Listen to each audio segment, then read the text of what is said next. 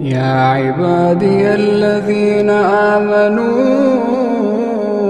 إن أرضي واسعة فإياي فاعبدون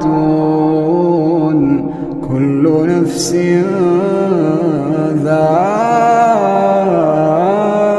ذائقة الموت كل نفس ذائقة الموت ثم إلينا ترجعون والذين آمنوا وعملوا الصالحات لنبوئنهم من الجنة غرفا تجري من تحتها الأنهار خالدين فيها نعم أجر العاملين.